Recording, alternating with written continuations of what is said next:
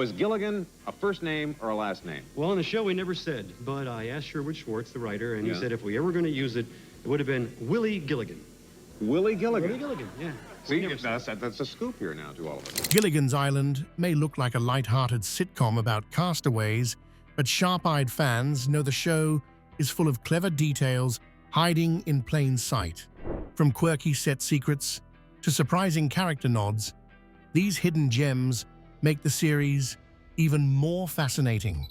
Join us in this video as we reveal 50 small details you probably missed in Gilligan's Island.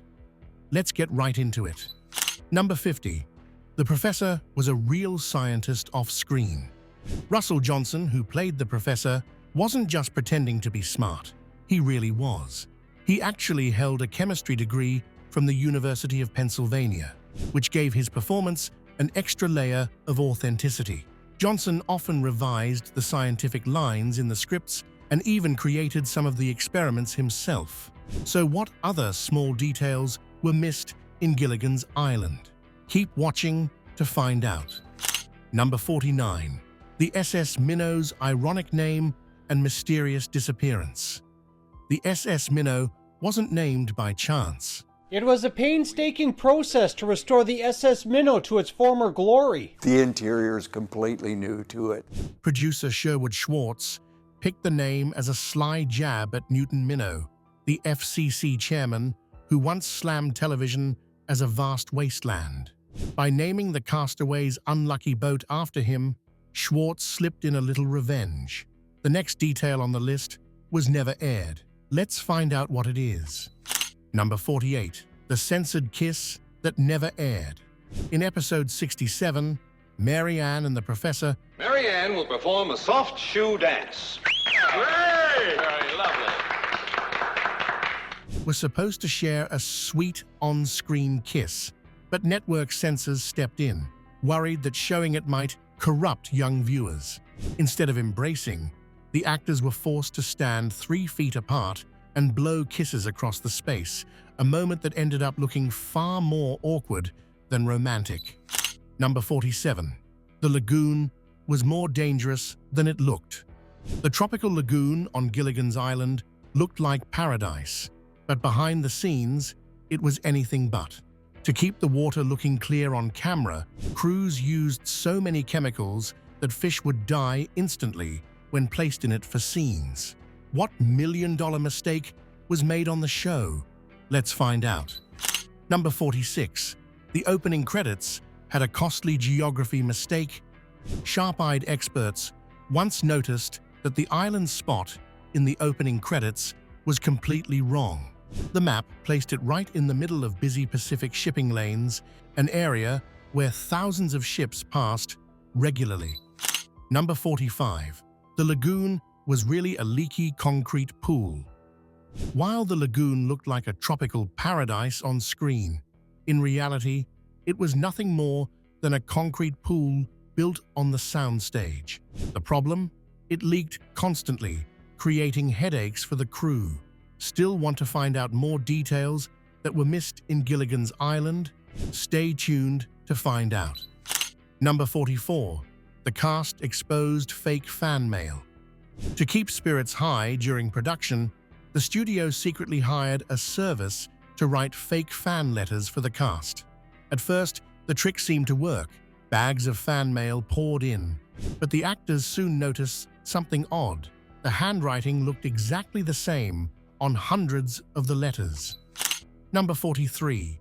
The island was mostly Hollywood magic. Those stunning opening shots of Gilligan's Island with wide aerial views of Kauai, Hawaii set the scene for the castaways' tropical adventure. But here's the twist. Almost all of the actual filming took place on a Hollywood soundstage. The crew used fake palm trees, painted backdrops, and clever set design to transform the stage into a believable island paradise. What was one of the strangest details ever missed on the show? Let's find out. Number 42. The phantom ship that haunted the lagoon. Some crews swear the lagoon had more than bad plumbing. It had ghosts. During night shoots, people reported seeing a faint, translucent ship glide across the water.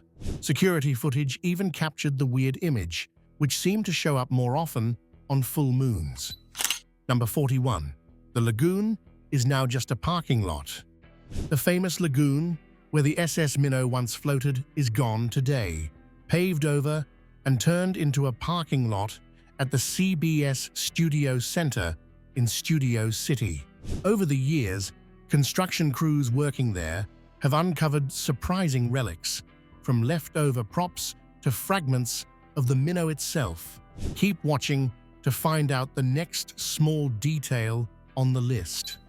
Number 40. The toxic fruit props. Those colorful bananas and coconuts on Gilligan's Island looked harmless, but they were painted with lead-based paint. The cast was warned never to eat them. Yet during one scene, Bob Denver accidentally bit into a fake fruit. He became seriously ill and had to be rushed to the hospital for lead poisoning treatment.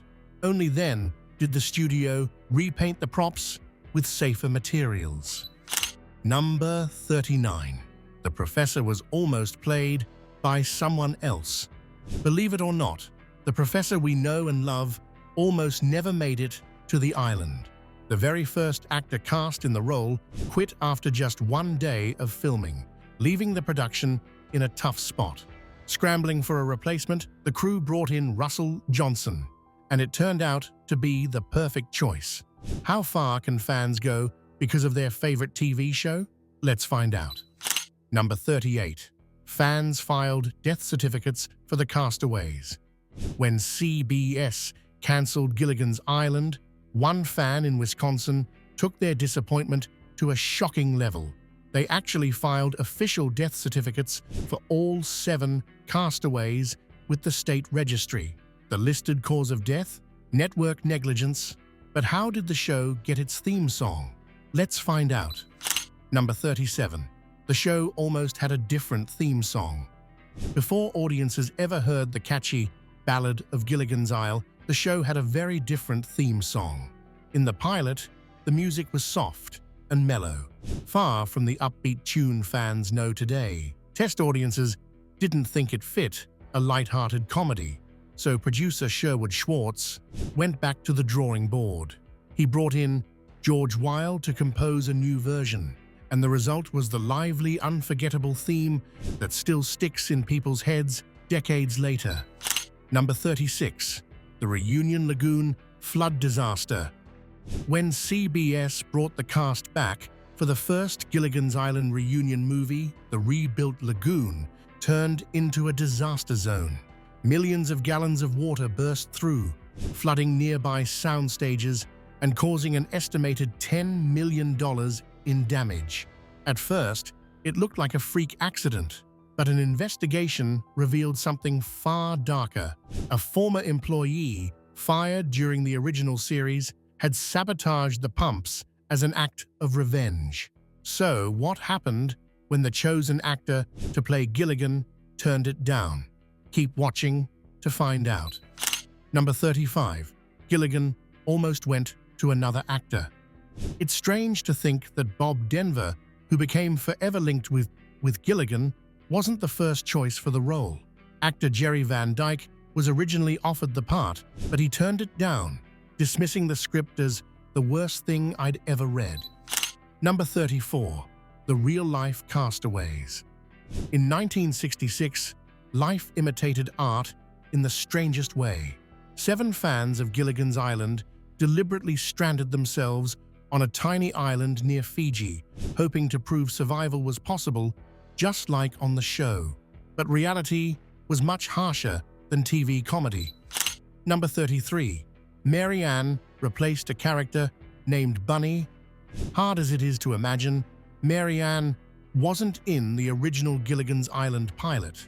Instead, the castaways included a high school teacher named Bunny. Test audiences didn't connect with the setup, and the producers realized the character lineup needed more balance.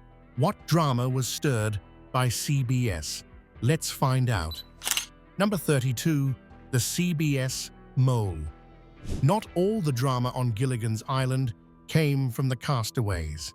CBS secretly planted a spy among the crew to report on behind-the-scenes issues.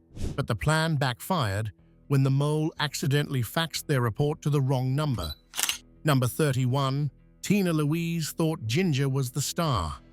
When Tina Louise accepted the role of Ginger Grant, she believed the glamorous movie star would be the series' main character. But as the show unfolded, it became clear that Gilligan was the true focus of the story. Number 30. The Coast Guard crackdown. Even the US Coast Guard got tangled up in the world of Gilligan's Island. Officials noticed the SS Minnow never filed proper passenger manifests, a violation of maritime law. Taking the show a little too literally, they began sending CBS real violation notices and fines. Number 29. Gilligan's Island started in black and white. Even though most people remember Gilligan's Island for its bright tropical colors, the first season was filmed entirely in black and white. At the time, color production was more expensive, and most American households still didn't own color TVs. Keep watching to find out more details you missed. Number 28. Zsa Zsa's Curse on the Island. Guest star Zsa Zsa Gabor was furious when producers cut most of her scenes from Gilligan's Island. In retaliation, she claimed to have hired a practitioner to perform a curse right on the set. Within a week, chaos struck. 3 cameras broke down, the lagoon pump stopped working, and Bob Denver ended up in the hospital with food poisoning. Number 27. Mrs. Howell took the role for a free trip. Natalie Schafer, who played the wealthy and refined Mrs. Howell. This is one of the merry shipwrecked people from the hit show Gilligan's Island, delightful television star Natalie Schafer. Didn't take the role expecting fame. In fact, her reason for saying yes was surprisingly simple. She wanted the free trip to Hawaii that came with filming the pilot. She never imagined the show would be picked up, let alone become a cultural phenomenon. Number 26. The revolving door of directors. Gilligan's Island may have looked lighthearted on screen, but behind the scenes, it was grueling. In the very first season alone, 5 different directors quit the show. They complained about the relentless shooting schedule and the producers' insistence on cartoon-style physics, which they felt was unrealistic and exhausting to film. What major challenge did Bob Denver face on the show? Let's find out. Number 25. The quicksand scene nearly assassinated Gilligan. One of the show's scariest behind-the-scenes moments came during a quicksand scene in the lagoon. The effects team had tried to create realistic quicksand, but their formula turned out to be far too dangerous. Bob Denver actually began sinking for real twice and had to be pulled out by crew members before it was too late. Number 24. The scandal that never saw the light. At one rap party, things got a little too wild and nearly destroyed several cast members' reputations. A photographer secretly snapped compromising photos of the actors, including married cast members, in situations that could have ended their careers if leaked. When the tabloids caught wind of the images, producer Sherwood Schwartz stepped in personally. How did Mary Ann get away with a mind-blowing secret? Stay tuned to find out. Number 23. Mary Ann's secret pregnancy. During the second season, Dawn Wells, who played the wholesome Mary Ann, was hiding a secret from both the audience and the producers. She was pregnant, but her contract included a strict morality clause, meaning she couldn't reveal it. Number 22. The fake accent that made TV history. Jim Backus wanted Thurston Howell III to sound like true old-money aristocracy, so he hired what he thought was a British accent coach. The twist? The so-called expert was actually a Brooklyn con artist who had never even been to England. Number 21. The professor's 300-page invention notebook. Russell Johnson's dedication to the role of the professor went far beyond memorizing lines. He kept a 300-page notebook filled with detailed notes and sketches. They're at the beach, on the boat. On the boat? Well, what's so fantastic about that? Well, you don't understand. They're on the boat. of every invention his character created on the island. Keep watching to find out more details. Number 20. The FBI thought Gilligan was a communist. In 1965, the FBI actually launched an investigation into Gilligan's Island after receiving tips that the sitcom was laced with communist propaganda.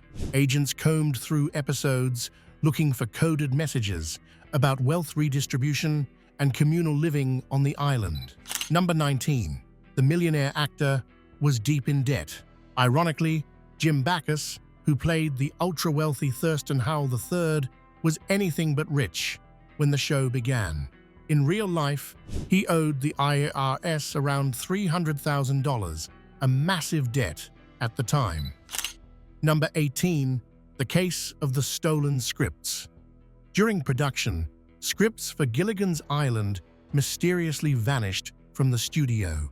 Desperate for answers, producers hired a private investigator who uncovered a shocking culprit, a janitor. He had been secretly photographing episodes and selling them to a rival network for just $20 apiece. What episode was never aired on Gilligan's Island? Keep watching to find out. Number 17. The Lost Reefer Madness episode. One of the strangest secrets in Gilligan's Island history is an episode that never made it to air. In it, Gilligan stumbles across herbal plant growing on the island. Number 16. When insurance said no way, even the insurance company didn't want to touch Gilligan's Island.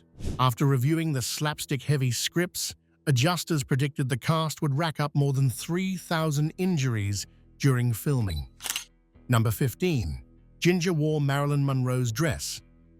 Ginger Grant's dazzling wardrobe wasn't designed specifically for Gilligan's Island. Most of her gowns were hand-me-downs from major studios, clearing out old costume warehouses. In fact, Tina Louise even wore Marilyn Monroe's dress from Some Like It Hot in 4 different episodes. What secret was hidden to avoid a scandal? Let's find out. Number 14. The dressing room scandal. One of the most unsettling secrets came from behind the scenes in Season 3, when Dawn Wells discovered a hidden camera in her dressing room. A security sweep revealed the shocking truth. The assistant director himself had installed it. He was fired on the spot, but the studio refused to press charges, fearing the scandal could destroy the show's image. Number 13. The 3-hour tour was impossible. Fans love singing along to the 3-hour tour, but maritime experts have pointed out that the trip makes no sense at all. If the SS Minnow had left Hawaii, the nearest remote land would have been Christmas Island, over 1,300 miles away. Number 12. The strange case of Gilligan syndrome. Believe it or not, psychologists once identified a bizarre condition they called Gilligan syndrome. Between 1965 and 1970, more than 300 patients were institutionalized, convinced they were stranded on deserted islands just like the castaways. Still want to see more details that were missed in Gilligan's Island? Keep watching to find out. Number 11. Alan Hale Jr.'s secret injury. On screen, Alan Hale Jr. played the skipper as bumbling but big-hearted. Off-screen, he showed incredible toughness. During the first season, he fell from a palm tree stunt, missed his landing pad, and broke his wrist. Instead of stopping production, Hale kept it secret for weeks, wrestling with Gilligan, hauling props, and doing slapstick comedy with a broken arm. Number 10. The fan who tried to rescue the castaways. Alan Hale Jr., the lovable skipper, once faced a chilling situation when he received death threats from a fan who was convinced the island was real. The man believed CBS was deliberately keeping the castaways from being rescued. But what secret did a cast member hide? Let's find out. Number 9. Natalie Schafer's secret life beyond Mrs. Howell. On screen, Natalie Schafer played Mrs. Howell as the pampered queen of luxury. Off-screen, she was just as savvy, though her secrets were tucked away in birth certificates and bank accounts. She was actually 13 years older than her TV husband, Jim Backus, but kept her real age hidden, with contract clauses limiting close-ups and physical gags. Number 8. Jim Backus and the free lunch gag. On screen, Thurston Howell III lived for martinis, luxury, and old money excess. Off-screen, Jim Backus, already famous as the voice of Mr. Magoo, was known for something else, forgetting his wallet. He'd charm his co-stars at lunch with stories and laughter. But when the check came, he never seemed to have cash, from one detail to the next. How did Bob Denver protect his castmates? Stay tuned to find out. Number 7. Bob Denver stood up for his castmates. In the first season's theme song, the Professor and Mary Ann weren't even mentioned. They were simply called The Rest. Bob Denver thought this was unfair and went to bat for his co-stars. He told CBS he would pull his own name from the credits unless Russell Johnson and Dawn Wells were given proper recognition. Number 6. Alan Hale Jr.'s wild ride to become the skipper. Alan Hale Jr. was filming in Utah when he got the call to audition for the skipper. Determined to make it, he rode a horse to the highway, hitchhiked to the nearest airport, and flew to Hollywood for his screen test. Number 5. The cast loved the dream sequences. The actors' favorite scenes to film were the dream sequences, which let the castaways leave the island without changing the show's premise. But was the entire cast of Gilligan's Island evaluated the same? Keep watching to find out. Number 4. Mary Ann was the only cast member earning syndication. Dawn Wells, who played Mary Ann, was the only cast member to earn money from the show's syndication. The rest of the cast received a flat salary, missing out on decades of rerun profits, even as Gilligan's Island became a cultural phenomenon. Number 3. The skipper's real name was almost a secret. On Gilligan's Island, the skipper's real name, Jonas Grumby, was mentioned only twice throughout the entire series. Most fans only know him simply as the skipper, making his full name one of the show's most hidden details. Number 2. A somber flag on the SS Minnow. Footage of the SS Minnow departing Hawaii shows a flag flying at half-mast. This wasn't a continuity error. The scene was filmed on the day of John F. Kennedy's assassination, a quiet tribute captured unintentionally in the show's opening shots. What could be next on the list? Let's find out. Number 1. No rush hour filming allowed. The lagoon set was right next to a freeway, so filming during rush hour was impossible. The microphones would pick up traffic noise, forcing the crew to carefully schedule shoots and work around the busy roads, a small detail that made production more challenging than fans ever realized. So, what are your thoughts about these small details you missed? Let us know in the comments section below. Thank you for watching this video. We hope you found it interesting. Don't forget to like and subscribe. Click the next video shown on your screen to catch up on your favorite celebrity stories. See you there.